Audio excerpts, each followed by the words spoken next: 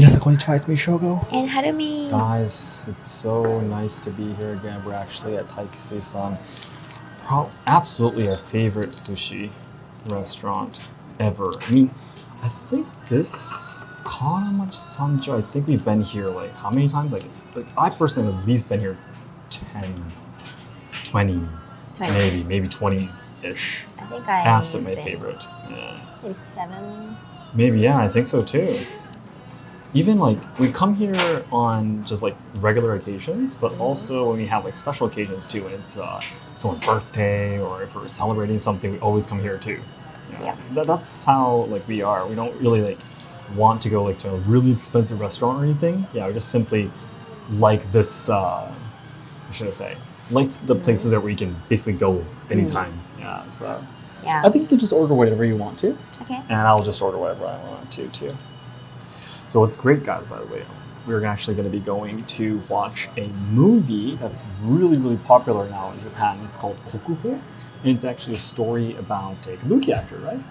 Yes. Yeah. What's crazy is that Harumi actually went to watch it already. So Harumi actually already knows about the story, but because it was so awesome, she said she wants to go again. So here we are.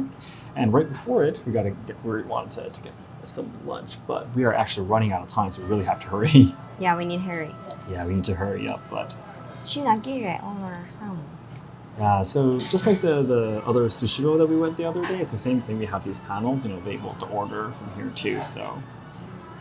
But I think I talked about this a little bit before, but again, it's a little bit more expensive though. Yeah, it's worth it though. It's 100% worth it, but. Just a little bit.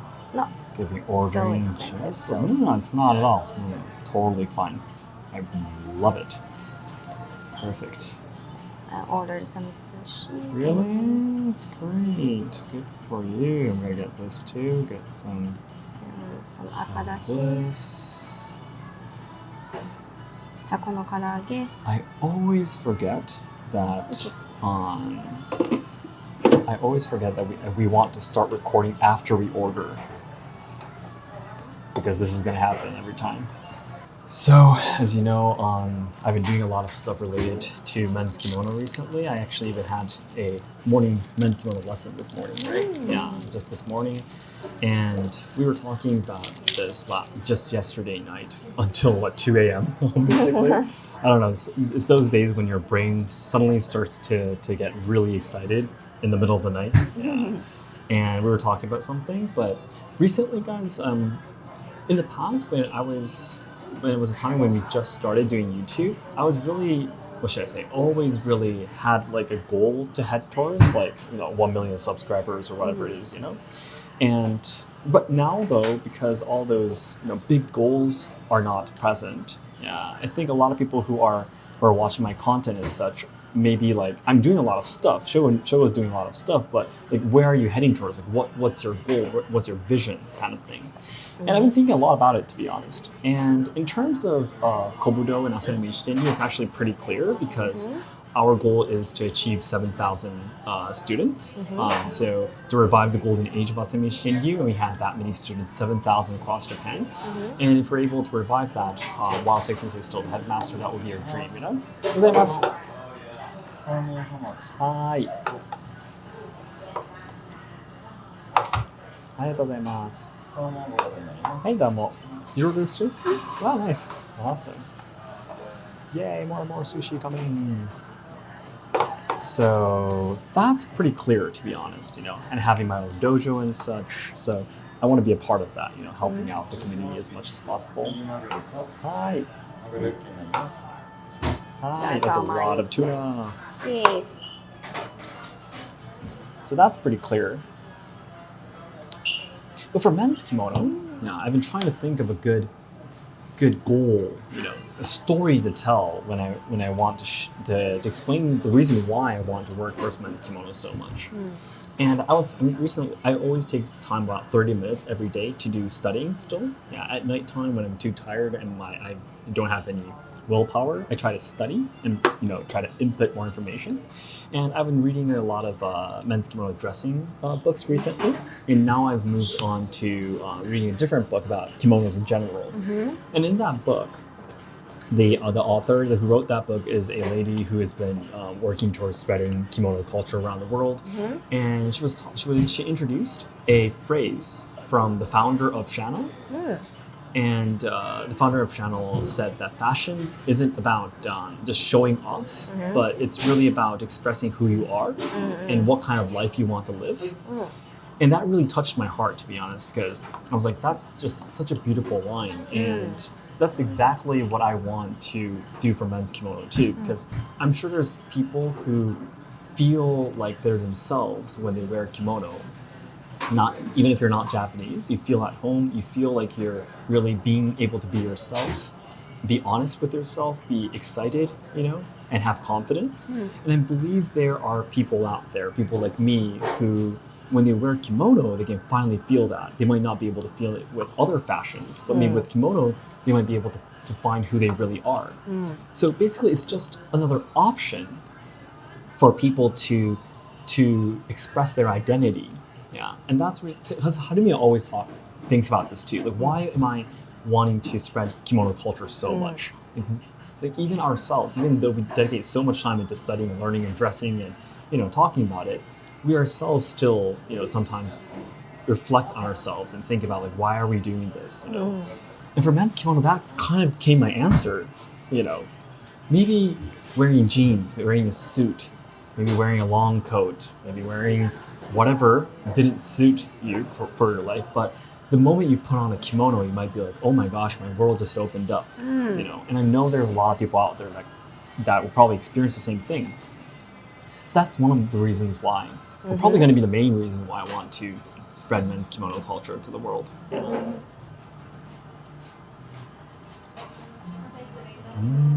Hi.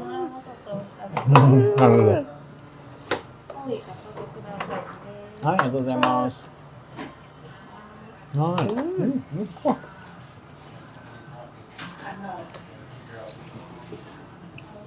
Wow. Beautiful. Beautiful.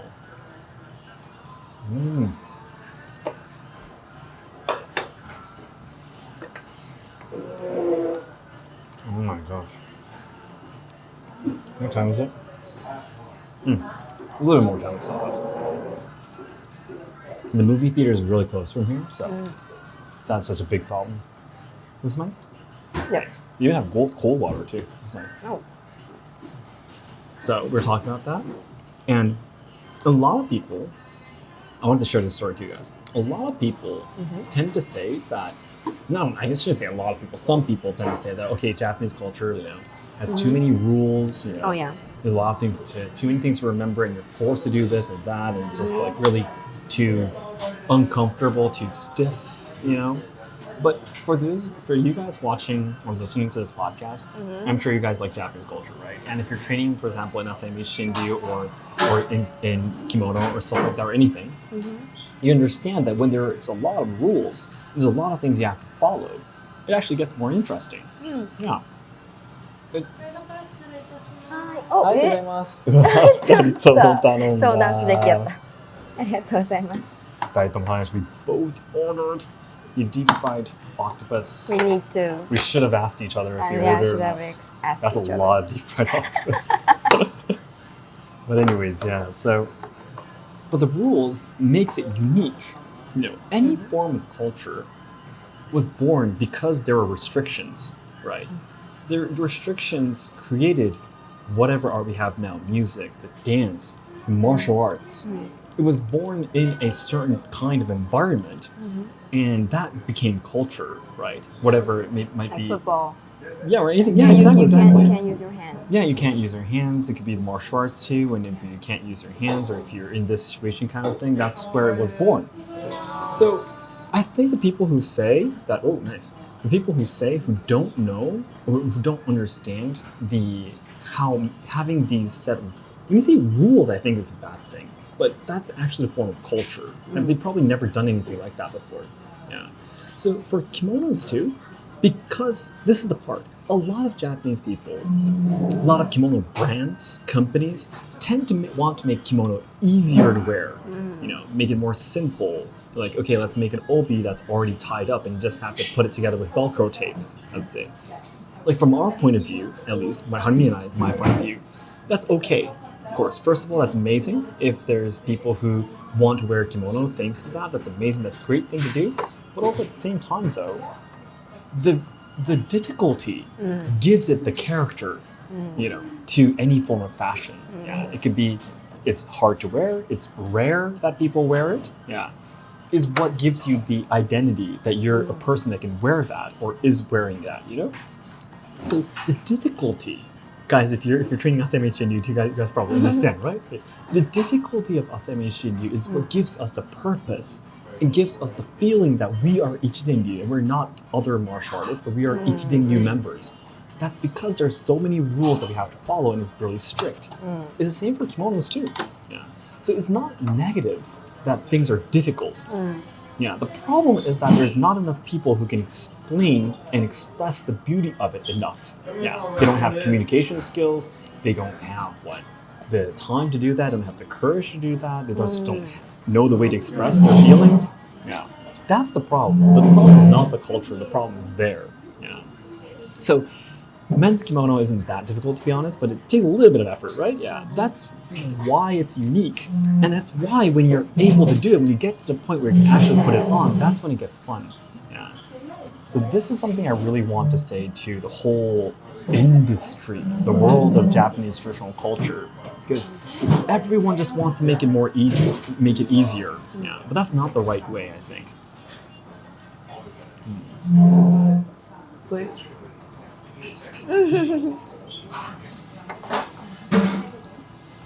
Having the options is great. Again, don't misunderstand. We think that having the options is wonderful. Everything is difficult is not good, by the way.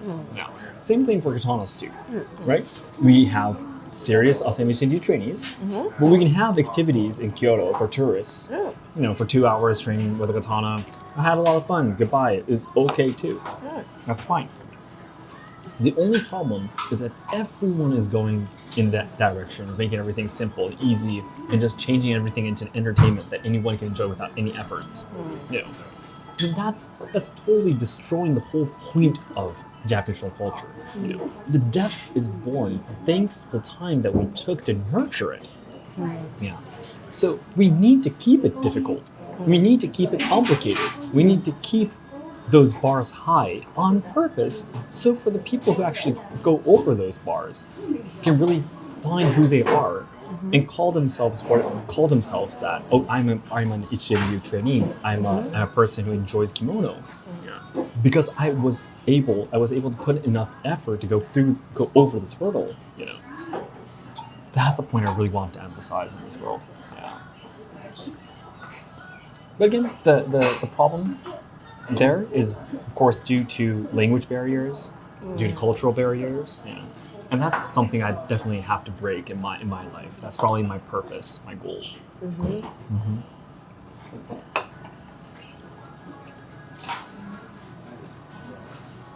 Can you sample? Oh my gosh! When you're wearing a kimono, you can't eat that much, to be honest. But guys, if you're interested in coming to Taikisei-san, this is a different one that we went to from the other Instagram reel that we uploaded. Different place, but it's amazing. Same amazing quality, by the way. You can't say you had sushi in Japan if you haven't been to Taikisei-san, so you have to come. 100%. Right then, guys, it might be a little bit short, to be honest, and Harumi did not speak at all, but due to that time, we really have to go. So I think it's about time we can get going then. So guys, again, please take a look at the description box or pinned comment to take a look at Taikisei-san site. It's an amazing place, and please enjoy if you have a chance to come to Japan. Bye guys, thank you so much. So guys, we did say goodbye once, but you guys can probably still hear us speaking. The thing is that Harumi and I made a decision. To be honest, when we were filming at Taikisei-san on this day, there was actually quite a lot of other guests on the counter, and we had our microphone, we had our camera in front of us, and we didn't actually get any permission, proper permission to film or anything. So we're it's not a huge problem. We're not going around with the camera and causing any trouble to other people. So like everyone posts something on Instagram nowadays, right? So they didn't like it doesn't like turn into a huge problem or anything, but you know, we're like really what should I say, we're very sensitive in terms of those things, you know. And honeymoon was really, especially like I was having a hard time too, but I'm pretty sure I'm more used to it. You know, filming outside. Yeah, and Honey was like the whole time, like, you're like, oh, am I allowed to speak kind of thing. So what we decided is that from now on, we will probably continue to go out and like introduce to you guys some of the nice restaurants or cafes or, you know, places to visit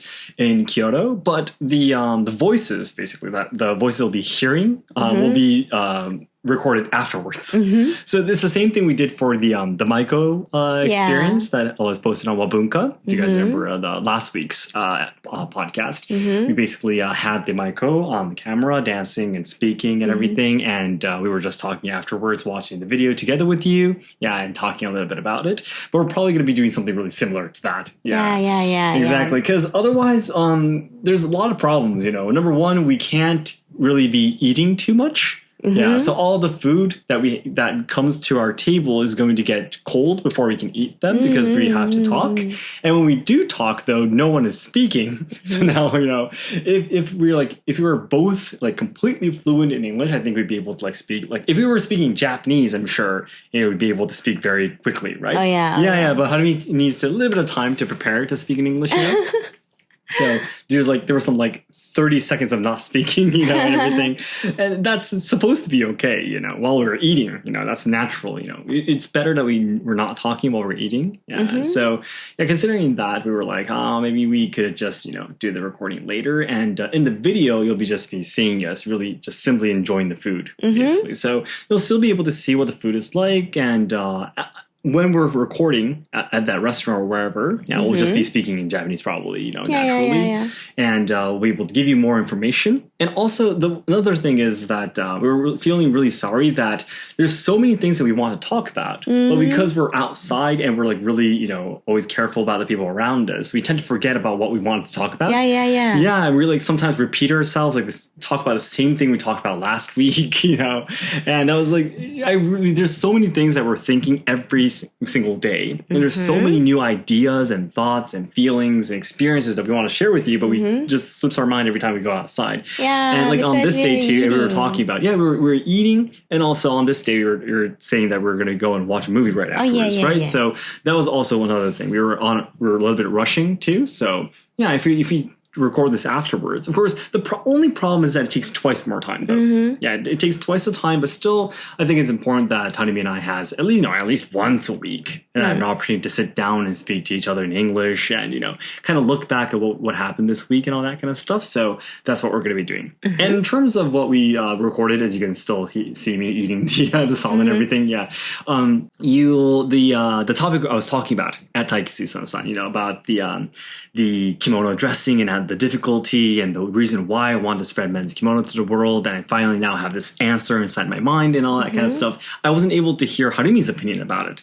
Harumi's her dreams or reasons why she wants to spread, you know, women's kimono to the world, and her passion of being a kitsukeshi and all that kind of stuff. So I wanted to include that at the end of this podcast. And for next week, we'll do the recording fully, you know, with the microphone at home. Yes, in our pajamas, actually, because it's already 10 p.m. Yeah. So, honey, right now, I'm sure you went through a lot of things trying to decide, like, when someone asks you, okay, so why did you become a kitsukeshi? Why do you want to continue being a kitsukeshi? And why is, you know, women's kimono so important for the people outside of Japan, you know, or not, you know, of course not for Japanese people, but, you know, one of the things we want to do is to spread it overseas too, right? Why do you think that's important? If I was like the interviewee, you know, interviewing you, like, how would you answer that question?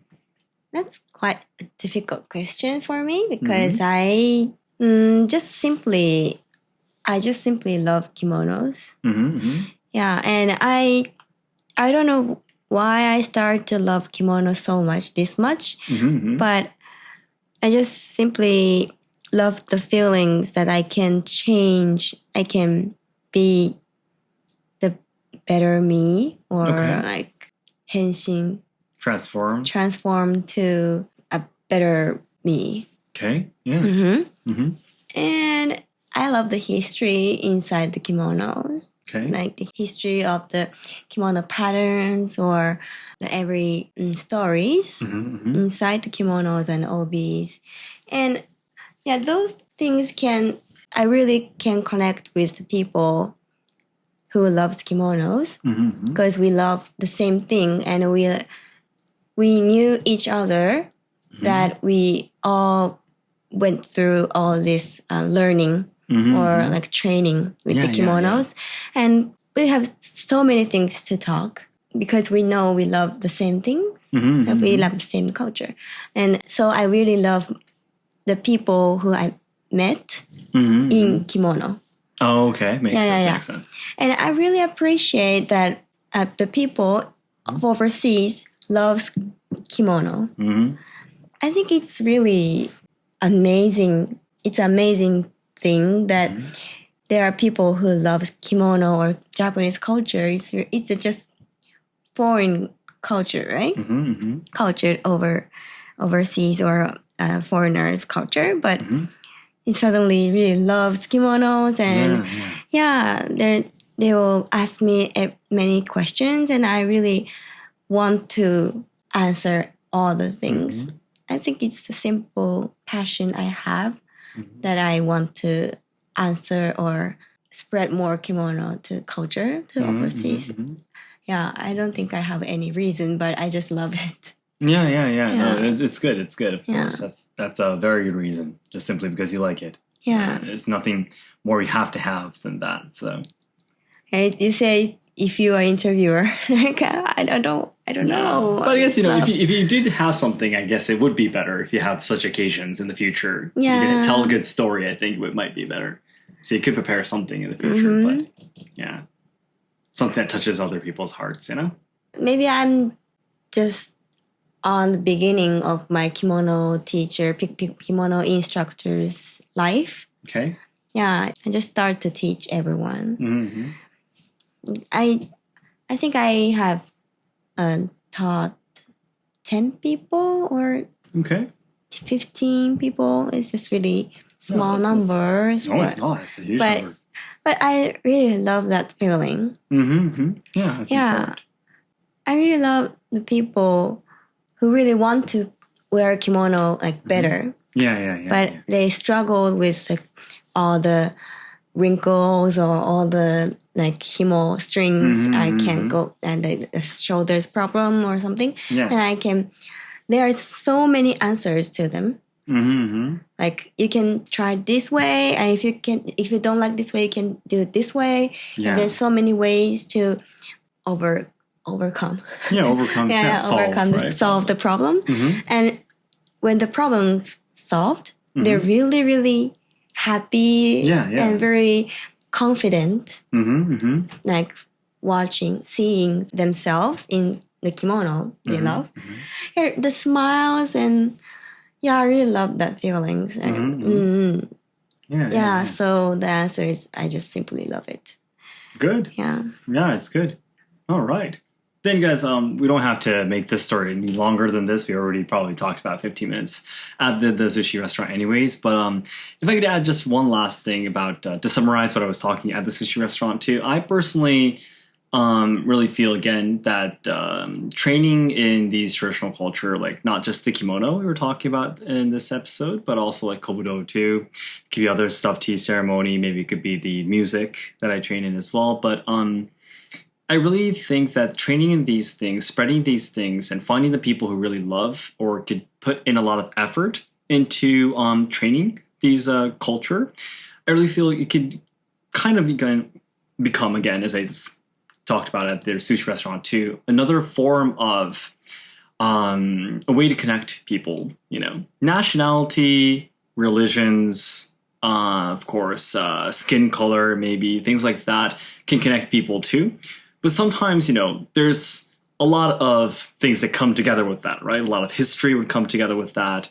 A lot of different feelings would come together with that. But when people are connected through love towards an art, love towards a culture, and respect towards each other's efforts, I think that kind of connection is the kind of connection we need today, especially. Yeah, because, the internet, basically lied to us that it connects people. You guys, us people living today, we all understand that internet does not connect people. It's doing worse. It's doing more bad than good. It's starting to divide more people, So I really think that these real life training goals, things you can really put a lot of your effort and time into, are things that really connect the right people to you. In the past, when I was younger, I had a dream of, making this world peaceful, putting everyone together. But now, turning 30, turning 31 this year, I am capable of understanding. I'm mature enough to understand that that's impossible. And also that's not a good thing. Yeah. If this world really becomes completely one, that's probably not peaceful. You're probably forcing someone to believe in something else, So it's okay for people to love other things and believe in other things. Yeah. But each person wants to connect with the people that they want to connect with. Does that make sense? So you have to give them options to express yourself. So who am I? Like, what do I want to do? What do I love? Yeah. And you want those options. It could be music, it could be dancing, it could be a form of art. Yeah, it could be an idol that you like, whatever, These gives you options to connect with other people that have the same interests and love and respect towards the same things with other people, And especially when it's a form of training or art that you have to put in a lot of effort into, I think the bond is really strong. I really feel that. I was so touched too last year when we took part in the Asayama Ichiden training camp. Yeah. When we all saw Seki Sensei's, which is the 22nd headmaster's performance at the end of the training camp. And we were all very touched, and I was shedding some tears and all that kind of stuff. Yeah, that atmosphere there, it was just so beautiful. There was no negativity. It was just pure respect and pride that we're training under the same sensei and the same ryuha together. No one would speak about nationality at that moment. No one's going to talk about what religions we believe in. We are Ichiden-ryu trainees. And that just created such a beautiful atmosphere and place in that moment. And I really think it's important that we try to create more of those places, So that's going to be the reason why I'm going to be continuing to try to preserve and protect traditional culture as much as I can. Yeah. So that kind of sums up my story. Okay. But you guys, thank you so much. For the next episode, we already have a beautiful yakitori restaurant reserved. So we're going to be going there, setting up a camera, no microphone though, and we're going to be recording something else afterwards. I hope you can look forward to the yakitori restaurant really close to Kyoto Station, actually. Yep. So it's a place that you can probably visit to when you have a chance to come to Kyoto. So I hope you can look forward to it. Okay, guys, thank you so much for your time. And I'll be starting the online lessons for Asayama Ichiden-ryu very soon. Okay, guys, thank you so much. Have a nice day or good night, okay? Bye-bye. Bye.